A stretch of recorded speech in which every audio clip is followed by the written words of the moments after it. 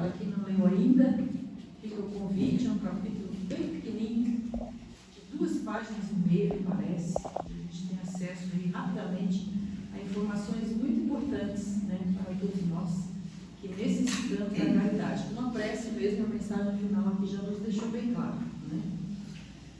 Mas nós vamos passear um pouquinho por este capítulo, compreender o que ele nos traz, o que ele nos apresenta, né? Que são informações sobre a importância da caridade. O título já diz, né? Fora da caridade não há salvação. Por vezes nós nos perguntamos, mas salvação de quê? Não é? Mas um conhecimento que todos nós aqui já temos, mesmo que ainda seja pouco, mas já temos acesso a essa informação, é que todos nós somos espíritos num processo de libertação das imperfeições, evoluindo, né? Melhorando-se gradativamente. Então essa salvação é exatamente isso, esse caminho que nós estamos fazendo em direção ao reino de Deus, onde lá nós seremos espíritos puros. Então nessa caminhada, o que os benfeitores nos dizem aqui é que há que se fazer a caridade. É uma necessidade, né? Fora da caridade nós não chegaremos lá. É óbvio que existem outras possibilidades, né? Outros caminhos, mas a caridade ela é essencial, ela é muito necessária. Quando nós estamos fazendo aí várias tarefas para, né, conquistar o reino de Deus, mas não estamos sendo caridosos, há algum tipo de equívoco na nossa caminhada, uma falta, digamos assim, porque já está claro, né? Nós, fora da caridade não há salvação. Então, neste capítulo, nós vamos ouvir aí a respeito dessa importância destas práticas, né? Nós temos lá aquela bonita fala de Paulo de Tarso, né? Onde ele fala da importância da caridade na sua carta aos Coríntios. Nós temos ali os Espíritos, os benfeitores nos alertando que não é fora da igreja, nem fora da verdade, né? É fora da caridade mesmo, desse movimento que nós não alcançaremos a caridade. Mas é neste capítulo que nós vamos encontrar a parábola do bom samaritano. Essa parábola, ela é considerada uma das falas de Jesus, onde ele mais esclarece, né? O que é a caridade na sua maior pureza. Allan Kardec pergunta para Jesus, para os benfeitores espirituais, no momento da codificação da doutrina dos espíritos, do ensino dos espíritos, como que Jesus entendia o que era caridade. E aí é como se hoje nós estivéssemos perguntando assim, né, aos benfeitores, o que nós fazemos hoje na nossa vida, no nosso dia a dia, que Jesus considera uma real caridade, uma verdadeira caridade. E aí os benfeitores respondem que é quando nós somos benevolentes, indulgentes para com as faltas alheias e estamos praticando o perdão. Este movimento, ele começa por nós, ele precisa passar por nós. Nós precisamos ser bons para conosco, indulgentes para com as nossas faltas e nos auto-perdoar, porque nós só entregamos aquilo que nós já exercitamos em nós, né? Nós não entregamos nada que não tenhamos. Senão nós estamos entregando aquilo que não é nosso, é de outra pessoa, né? Então esse movimento precisa começar por nós. Naquela máxima de Jesus, que é amar a Deus sobre todas as coisas e ao próximo como a nós mesmos. Jesus já deixou claro isso, né? É preciso que este amor parta de um amor que vem de Deus, passa por nós e chega no próximo. Mas nós vamos conversar um pouquinho sobre em que momento que Jesus traz essa parábola, a parábola do bom samaritano. Isso acontece no momento em que um dos momentos das suas pregações, um doutor da lei chega até Jesus e pergunta o que ele teria que fazer para chegar, para herdar o reino de Deus. Doutor da lei, para quem não sabe, era o nome que se dava aos homens ao tempo de Jesus, que divulgavam as leis, né, que levavam as leis para os homens do seu tempo. Então, quando ele faz essa pergunta para Jesus, Jesus já entende claramente, não só porque conhece ele enquanto espírito, né, não só como doutor da lei, que havia ali um teste, digamos assim, que nós trazemos para o nosso dia a dia, né? Porque é claro que ele conhecia as leis e sabia o que fazer, né? Ele estava testando Jesus. Então Jesus faz para ele a seguinte pergunta: o que diz a lei? E segunda pergunta: como tu entendes a lei? Essa pergunta é para nós também. O que diz a lei e como tu entendes a lei? E aí o doutor da lei, como claro que sabia, diz: não, eu devo amar a Deus sobre todas as coisas e o próximo como a mim mesmo. Então Jesus diz para ele: então é isso, para ajudar o reino de Deus, vai e faça isso. E aí ele, continuando o seu teste, né, testando Jesus ali, ele pergunta, mas quem é o meu próximo? Essa pergunta nós também fazemos por vezes, né? Mas quem é o meu próximo? Nessa pergunta nós temos uma intenção. Eu preciso saber quem é o meu próximo para saber para quem eu vou fazer o bem. Não é assim? Porque às vezes um próximo nós não consideramos tão próximo. Em especial aqueles, por exemplo, que cometeram equívocos conosco ou com outras pessoas, né, que estão distantes de nós. Às vezes em linha de pensamento, em crenças, nós consideramos que não são próximos. Por exemplo, pessoas de outra religião, de outro segmento doutrinário, de outra crença, de outra prática política, de outro país, de outra forma de viver, de outra cultura, aí parece que não são próximos, né? Então esse amor não deve ser ali dirigido para este próximo. E por isso a pergunta do doutor da lei. E aí, é exatamente nesse momento que Jesus conta a parábola do bom samaritano. A maioria de vocês deve conhecer, nós vamos fazer aqui um breve resumo da parábola, e depois nós vamos conversar sobre ela. Tudo que nós vamos falar hoje está nesta obra. Para quem não conhece, Parábolas Terapêuticas de Alírio de Cerqueira Filho. É um terapeuta, divulgador da doutrina espírita, lá das bandas do Mato Grosso do Sul, né? Um grande estudioso de Joana de Ângeles, então ele segue muito ali os entendimentos de Joana de Ângeles, que nos conhece muito bem, né? Sabe muito bem dos nossos comportamentos, né? De onde que eles derivam, porque ele também teve várias reencarnações enquanto psicólogo, psicoterapeuta, né? Então ela tem muito conhecimento. Baseado nestas obras de Joana, em especial a série psicológica, ela tem várias obras nesta série, ele faz esse trabalho de interpretação de das parábolas de Jesus. Então eu recomendo muito. Ele tinha um iniciante lá em que ele trazia várias parábolas, agora ele dividiu em 3 volumes, este é o volume 2, onde está a parábola do bom samaritano, que também está na primeira obra. Então nós vamos fazer aí uma interpretação à luz do que Alírio de Cerqueira Filho nos apresenta, com o auxílio de Joana de Ângeles. Mas voltando à parábola, o que Jesus leva para o doutor da lei para que ele tenha essa resposta de quem é o próximo dele? Né? Que ele pergunta isso para Jesus.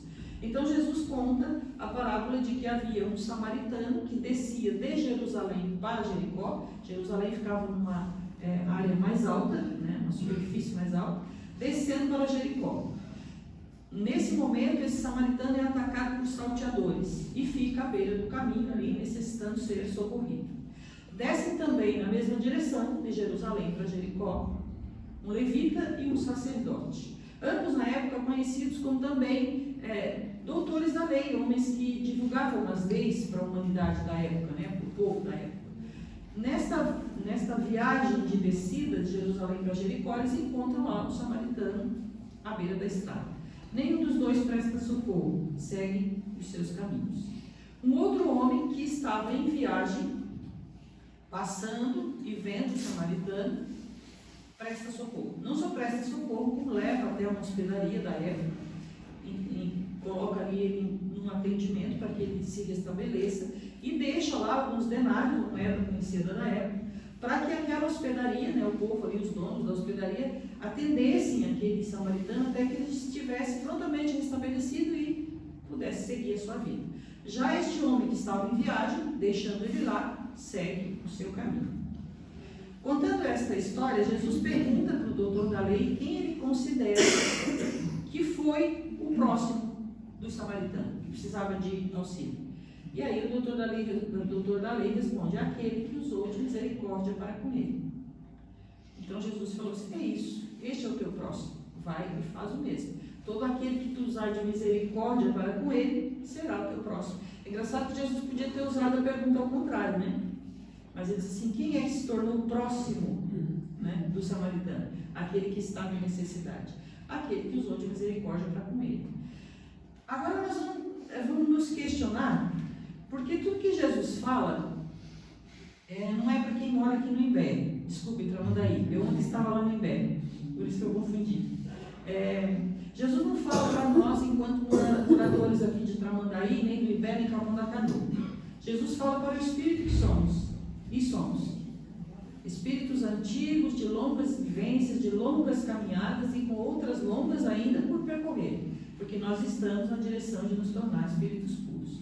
Então, as falas de Jesus, por ele ser esse responsável por essa caminhada espiritual de todos nós, ela é atemporal, ela não tem tempo. Esta parábola foi contada 2024 anos atrás. Alguém aqui lembra o que estava fazendo? Mas estava fazendo alguma coisa, porque é espírito imortal. Foi criado e segue uma longa trajetória aí. Nós já estávamos em algum momento, se não encarnados, mas desencarnados, mas dentro desta trajetória já. Então, o que significa? Que essa fala de Jesus é nossa, hoje, para agora, neste momento. 3/8 de 2024, de junho, hoje é 27, né? É isso. E é para nós, todos nós, independente se somos espíritas ou não, porque espíritos todos somos, não é mesmo? Então, quando Jesus fala pelo seu tamanho de evolução moral, todas as falas dele é atemporal, é para sempre, é para todas as nossas vivências, é para a eternidade. Então, se tem esse valor, esse tamanho, essa envergadura toda, o que nos cabe? Qual é o nosso primeiro entendimento, primeiro ponto que deve ficar claro para nós? É que nós precisamos compreender, não como foi dito lá, mas como se reflete no aqui e agora, nesta tarde. Então, o nosso primeiro passo, nosso primeiro movimento é procurar essa compreensão. É claro que diante desta parábola, desse fato aqui do samaritano, o que nós compreendemos imediatamente? Que sempre que tiver alguém necessitado, isso pode ser aqui e agora, nós precisamos auxiliar, né? Essa foi a recomendação de Jesus e o entendimento do doutor da lei. Sempre que houver alguém necessitado de auxílio, nós temos que usar de compaixão para com ele, porque todo aquele que estiver necessitando de algum tipo de auxílio é nosso próximo. Todo. Principalmente aqueles que a gente não gosta muito. Porque tem aqui, né, em Tramandaí eu não tenho. Lá em Cabum tem bastante. Tem aqueles até que a gente às vezes contextualiza um pouco para não precisar auxiliar. Os meninos do sinal, da sinaleira, vendendo balinha. Lá em Cabum a gente para pensar primeiro, para depois auxiliar. Às vezes até compra a balinha, meio contrariado. Ah, mas ele tem saúde, ele podia estar trabalhando. Mas aqui não é trabalho? Então, nós sempre estamos neste movimento de querer compreender quem é o nosso próximo, bem parecido com o doutor da lei, para que nós não façamos uma caridade equivocada, porque às vezes nós nos colocamos neste papel, né, de que a caridade precisa ser bem feita e ter bons resultados, não é assim? Emmanuel diz que não é assim. Emmanuel diz que nós temos que fazer a caridade, porque é uma oportunidade que nos é oferecida para evoluir. O resultado dessa caridade não é conosco, é com Deus. E só Ele conhece quem está ali na nossa frente. E um outro ponto importante, quem necessita realmente da caridade somos nós. Por que ela é ferramenta de evolução? Porque ela nos faz exercitar o desapego. O que nós andamos entregando aí em forma de doação nestes momentos de aflição no Rio Grande do Sul? Aquilo que estava sobrando ou nos esforçamos e colocamos um pouquinho mais? A mensagem final da obra Jesus no teu dia a dia hoje nos deixou bem claro um ponto. E agora na interpretação desta parábola nós vamos realmente vivenciar isso. Toda caridade que é viva, que é forte, que é real, que é limpa, que é clara, exige esforço. Porque ela tem que fazer um movimento em nós. Vamos ver o que a parábola diz? E um ponto importante. O doutor da lei vivia naquele tempo, certo? Nós não, né? Então, para nós, uma compreensão mais vaga é natural. Nós estamos a 2024 anos de distância. Mas o doutor da lei vivia lá. Então, ele compreendeu muito mais do que nós. Vamos ver o que foi que ele compreendeu? Conforme a lei de Cerqueira Filho, com a ajuda de Joana de Ângeles. Primeiro ponto importante, Jesus se utiliza do samaritano. Podia ser qualquer outro homem? Podia, né? Mas ele se utilizou do samaritano. Quem eram os samaritanos ao tempo de Jesus e daquele doutor da lei, que estava procurando saber quem era o próximo dele? Era um povo extremamente excluído. As pessoas não gostavam de samaritanos naquela época. Eram considerados meio que, para a gente entender um pouquinho, impuros. Quem tocasse também ficava impuro. Era uma convenção da sociedade da época. Então, quando o levita passa e o sacerdote passa e identifica ali um samaritano, segue, nem toca, para não se tornar impuro. Mais uma vez, nós vamos compreendendo que para fazer caridade é necessário esforço, vencer inclusive os convencionalismos, como lá na sinaleira, quando nós encontramos aquela situação que a gente contextualiza, porque a gente não comprou o docinho, a gente quer justificar. Então, o que acontece com estes 3 homens? Vamos repensar. O que aconteceu com o samaritano? Foi atacado por salteadores, então ele estava lá à beira do caminho precisando de socorro. O levita e o sacerdote passaram e não socorreram o samaritano. Uma coisa eles tinham em comum, lembram? Ambos desciam de Jerusalém para Jericó. Quem é a cidade de Jerusalém? Como era conhecida naquele tempo? Cidade sagrada. Todos os eventos cristãos, né, de reverência a Deus, do Santíssimo, né, do bem, do alto, aconteciam em Jerusalém. Jerusalém era conhecida não só uma cidade que ficava numa superfície mais alta, mas uma cidade sagrada. Jericó, ao contrário de Jerusalém, era uma cidade que era considerada amaldiçoada. Então era como quando Jesus coloca estes 3 homens saindo de um ambiente sagrado para um ambiente que não é sagrado. O que ele está nos querendo dizer hoje, 2024 anos depois? Que sempre que nós saímos, que nós não priorizamos o que há de bom em nós, o que já é melhor em nós, as nossas virtudes, e potencializamos aquilo que é a nossa Jericó, as nossas imperfeições, a nossa tendência é acontecer o quê? Não praticar a caridade, ou bem. Porque, vamos analisar um por um. Enquanto o sacerdote, por que ele foi atacado por salteadores? Hoje, raramente, muito difícil nós encontrar alguém caído na beira da estrada. Pode acontecer, mas é raro. Agora, nós encontramos pessoas depressivas, angustiadas, com medo, com dor, foram atacadas pelos salteadores. Porque estavam fazendo o quê? Se afastando do divino, se aproximando das imperfeições. Que há em nós, todos nós, a possibilidade, a capacidade, mesmo que por vezes com a ajuda com auxílio médico de pessoas que cuidam do corpo físico, mas existe em nós a capacidade de reverter as situações. Estar aqui, por exemplo, escutando um esclarecimento, buscando um auxílio de um entendimento melhor, é uma busca de auxílio. É quando nós fizemos um movimento de ficar próximo de Jerusalém, aquilo que é bom em nós. Onde nós temos auxílio, onde nós vamos buscar auxílio. E também daquelas virtudes em nós que já são boas. Porque por mais que hoje nós ainda estamos muito envoltos em imperfeições, nós já desenvolvemos virtudes. O que Jesus me chama a atenção aqui é prioridade nelas, para que nós possamos reverter as situações onde nós somos atacados por salteadores. O pensamento, por exemplo, no final da prece a gente foi convidado a manter o bom pensamento. O pensamento é um salteador que nos ataca, se nós não vigiar, não cuidar. Por isso Jesus chama, né? Orai e vigiai. Cuidar de tudo que nos acontece, de tudo que está na nossa volta. Quando a gente não está muito bem, está meio tristinho, cuidado com as músicas. Uma música triste só nos entristece mais ainda. Então são cuidados simples, as leituras. Uma boa leitura, os filmes na TV, principalmente antes de dormir, né? Então, tudo que nós precisamos fazer é exatamente esse cuidado e essa vigília, para que estejamos mais próximos de Jerusalém e mais distantes de Jericó. Por que tanto o levita como o sacerdote não prestaram atendimento?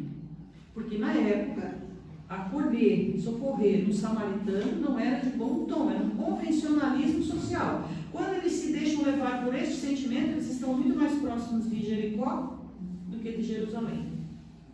Agora vamos para aquele homem que socorreu o samaritano. Onde é que ele estava? Eu achei legal que antes eu estava contando essa história no Ibera, a mesma conversa, e uma senhora estava tão atenta que ela respondeu. Ela ouviu muito, assim, detalhadamente, né, a parábola do samaritano. Se nós voltarmos na parábola, Jesus diz que havia um homem em viagem, lembra? Então ele não estava descendo de Jerusalém para Jericó, ele estava viajando por aquelas estradas ali. O primeiro entendimento que nós temos que ter? Nós também não estamos em viagem? A reflexão que Jesus nos chama é: qual é o teu destino? Que destino nós estamos fazendo? Porque estar em viagem, estar em evolução é natural. Ele está nos chamando a atenção para as prioridades que nós estamos dando no percorrer desta viagem. Então este homem acolheu o samaritano, por mais que isso fosse muito contrário àquela época. O normal, inclusive quando Jesus nos diz ali que tanto o levita como o sacerdote, homens da lei da época, homens inteligentes, esclarecidos, deixaram de prestar socorro. Isso significa que independe do quanto nós sabemos, é o nosso sentimento que nos movimenta, independe da nossa posição. Por vezes nós nos justificamos que não temos condição de ajudar este ou aquele, ou não temos inteligência para isso ou para aquilo, e Jesus está deixando claro aí, que o que faz nos movimentar na prática do bem é o sentimento do bem. É quando estamos próximos mais de Jerusalém do que de Jericó. Então ele chama esse homem aí que não identifica, mas que deixa claro que é um homem da sociedade, que também está dentro desse convencionalismo todo, mas que não se deixa levar por isso. Isso ocorre. O que ele faz neste momento, este homem? Ele entrega para este necessitado o que ele precisa. E uma das últimos pontos, uma das últimas necessidades desse homem é ser vítima do inconvencionalismo da época. Ele precisa ser acolhido, precisa ser socorrido, levado até naquela época até um ambiente que pudesse acolhê-lo. Hoje, um amigo, por vezes, a própria doença para nós chega até nós de uma forma cruel, por vezes. Depressão é coisa de quem não gosta de trabalhar. Já ouviram isso? Não é? É uma doença, gente, séria, grave, né? Então, é a isso que Jesus está nos chamando a atenção, aos cuidados que provêm de bons sentimentos, daqueles que nós já desenvolvemos em nós. Quando ele vai nos trazendo neste movimento de o que significa caridade, aqui ele deixa um outro ponto importante. Caridade nunca vai ser fruto de algo que não necessite de esforço da nossa parte. Lembra quando ele conta do óbolo da viúva? Que ele deixa claro que o da viúva é o que tem mais valor. Aqui no final aqui do Jesus no teu dia a dia, a gente percebeu claramente que tudo tem valor, mas algumas coisas mais valor. Porque por vezes para nós é fácil de entregar 1 quilo de açúcar, mas um abraço não, porque o nosso dia foi ruim. Que é natural também, não é? Às vezes o nosso dia não foi legal. Então a gente vai lá e só toma uma bala, 1 quilo de açúcar, 1 quilo de sal, mas o nosso abraço, a nossa disponibilidade necessitaria de um esforço da nossa parte. Eu vou entregar algo que eu não tenho, mas vou entregar. E como é importante isso, e como a gente tem retorno desse tipo de ação. Às vezes um abraço é muito mais valorizado, que a pessoa esquece o arroz ali no canto e vai embora. Porque a fome era do espírito, a fome era de abraço.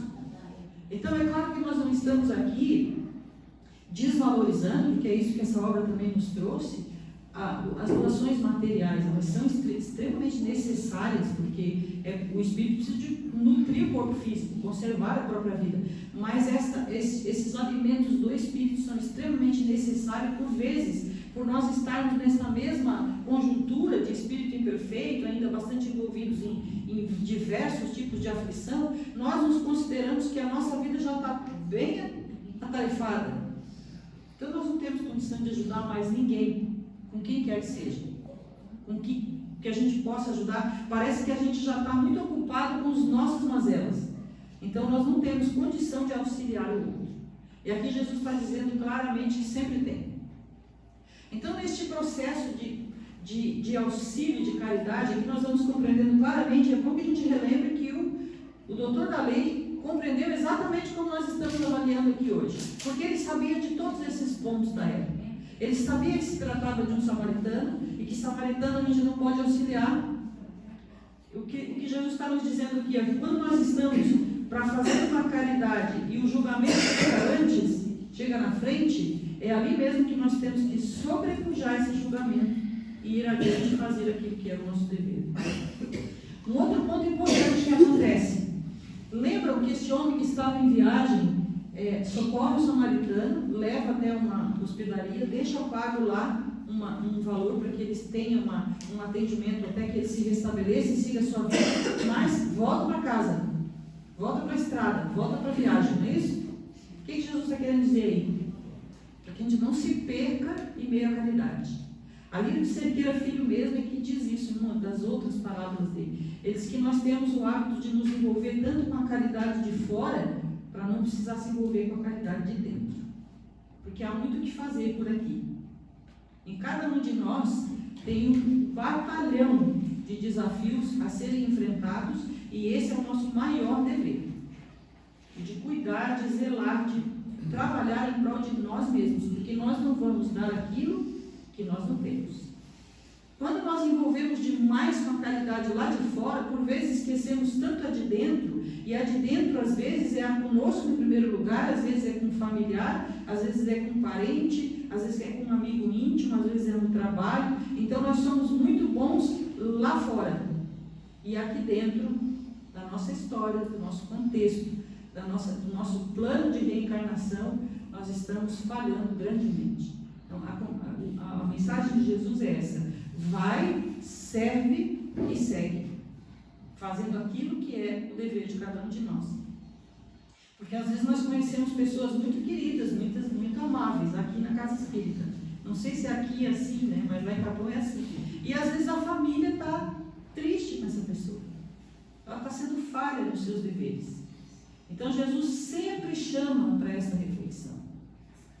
Este homem que vai lá e cumpre com o seu dever, mas volta para a sua casa, para a sua viagem. Qual é a nossa viagem hoje? A nossa existência, o nosso propósito existencial.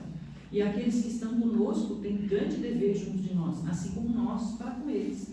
Então nós nunca podemos nos utilizar de uma caridade externa como um subterfúgio para não precisar cuidar daqueles que estão conosco. Meu pai não dá para cuidar, não gosto dele, não me ajeito com ele nesta vida, vou cuidar de outro pai. Mas o do meu plano reencarnatório é meu. Estou falando do meu porque é exatamente o meu caso, não sei o de vocês. Cada um de nós, no nosso contexto familiar, tem uma situação, né? Vive uma situação. E isso nos dá o entendimento de que é preciso esforço. A caridade, ela é fruto de esforço.